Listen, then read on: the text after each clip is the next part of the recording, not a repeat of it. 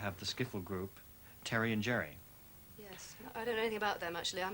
They'll be as much of a surprise to me as everybody else. I'm sure they'll be good, but I don't know anything about them. That means you must have trusted someone's recommendation. Yes, we have to trust the researchers because there's so much content goes into the shows every week that neither John Gwynn, who's the other producer, nor myself can possibly see everybody before they're on.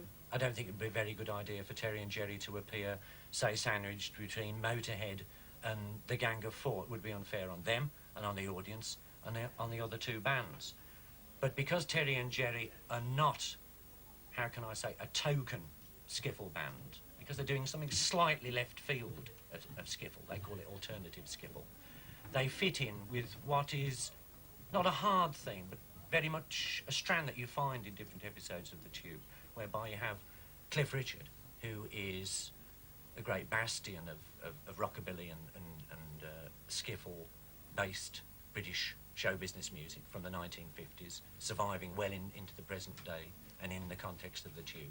So Terry and Gerry, they'll thank me for that, Terry and Gerry dovetail into that sort of 50s roots feel very well. They complement each other, really, and I think that's the success, partly, of the menu that you get served up on The Tube. So what do you think you have in store?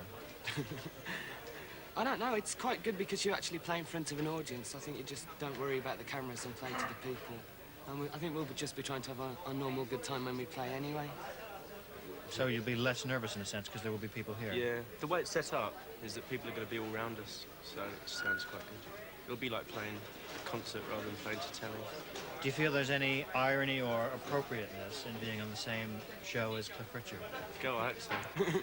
I'm a real fan of Cliff Richard. Have you decided which order you're going to do your numbers in? We get to do one song at the beginning. That's right, that's the good, bad, the rest, okay? Then it will be Let's on the Break. Got it, and then Kosher. Yeah. Right. And those two are together, yeah, so... Yes, they are. The second time you're on. Now, the first time you're on, you're right at the beginning of the programme, virtually. We come out of the opening titles to a link and straight into you, okay? So that's just going to be up to 5:30. Right, now, what's going to happen is this. So if you all listen carefully to me, you're very close to when we go on air for the first number. And there's going to be an introduction by Paula and Jules, who'll be standing over there in the bar area over there, where I'm pointing.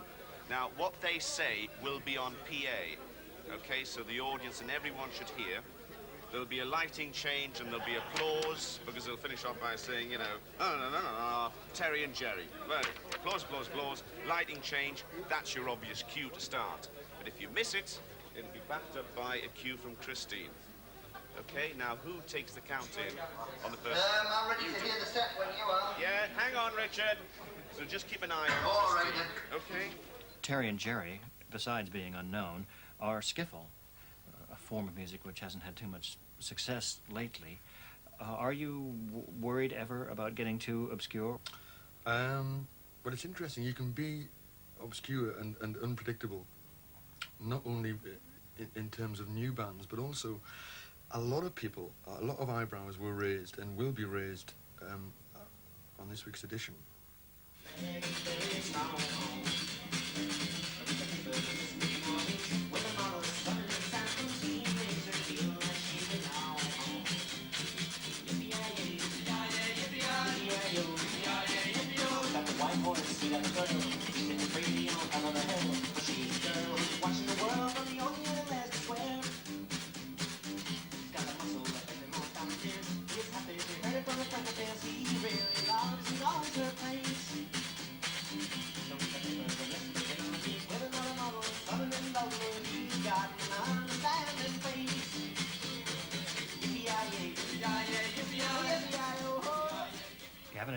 Back to Sting on its own and to Jules for running order 17, linking into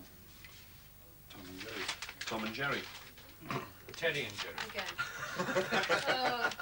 It's only a joke. Well, they don't think it's funny. So there. And then out of their two numbers, which are very, very short, about 1.5 each, aren't they, Ken? That's about it. Yeah. So don't get caught out, Paula.